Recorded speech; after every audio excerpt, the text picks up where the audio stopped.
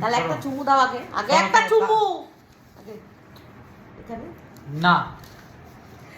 তুই তুই এই ইনসাল্টটা আমাকে অন ক্যামেরায় তুই করলি হ্যাঁ বুঝে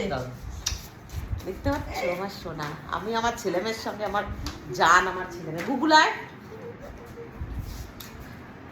ওরাই আমার লাইফের সবকিছু ওদেরকে নিয়েই আমার দিন রাত সকাল সময় আর এই যে একটা বাচ্চা আছে বাবা চুমু এই দেখো দেখছো ও চুমু দিয়ে দিল দেখতে পেলে তো এইটা হলো আমাদের ফ্যামিলি আমরা অল্পতেই খুব খুশি হয়ে যাই অল্পতেই রেগে যাই আর আমরা খুব এনজয় করি এরকম এখন সন্ধ্যা হয়ে গেছে একটু হরলিক্স দাও চেটে চেটে খাবো এখান থেকে যা সন্ধ্যা দিতে চলে যাও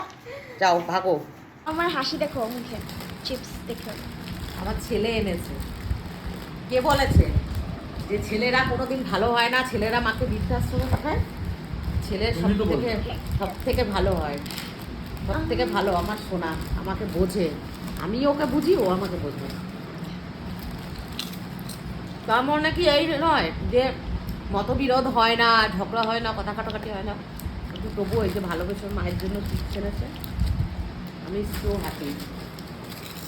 খেয়ে দিলাম সব আমি এই যে এখন হরলিক্স খাবো আজকে চায়ের ধারে কেউ যায়নি সবাই বলছে আমিও হরলিক্স খাবো এটা আমি খাবো প্রথমে গুগলও বলছিল খাবো না কফি খাবো এই বলছে আমি খাবো বলেছি এটা দাদা আরেকটু দাও আরেকটু দেবো 2 চামচ বাবা। দিতে হয় তোরা 1 চামচ খা আগে 2 চামচ দিতে হয় মোটে তো খাচ্ছিলি না এটা হচ্ছে দাদা এই কাপটা দেখো এই কাপটা এটা আমি মনার জন্মদিনে ওকে বার্থডেতে গিফট করেছিলাম 1 বছর আমি ওর বাপি এই যে একটা ফটো এই যে ওর বোনের আরো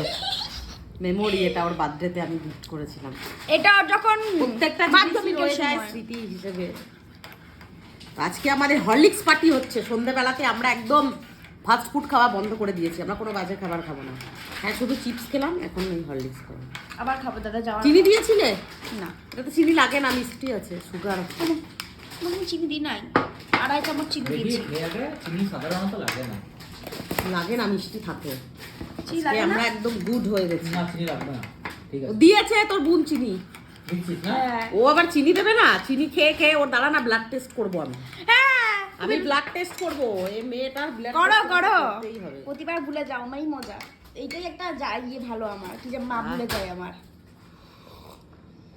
কি টেস্ট যে লাগে হরলিক্স খেতে আমার ওর বাপি থাকতে আমাকে 1 কেজি এনে দিত আমি খুব ভালোবাসি হরলিক্স এই বাপি হার্ট অ্যাটাকের পরে তো বাপি খেতো গাদা গাদা বাপি খেত যেটা সেটা হলো ওই প্রোটিন না এনশিওর খেত এনশিওর হ্যাঁ হ্যাঁ এনশিওর এনশিওর এনে দিয়েছিল এনশিওর সাদাটা মানুষটাকে অনেক চেষ্টা করেছে কিন্তু আলটিমেটলি কিছু হলো না বাচ্চাগুলো কেমন লাগছে তোদের চাকর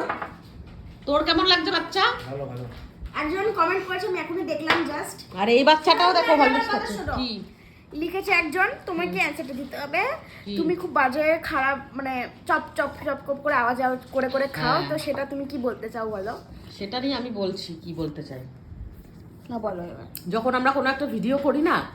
তখন সাউন্ডটাকে পারফেক্ট দেখানোর জন্য এখানে দেখেছো তো সবাই মাইক লাগায়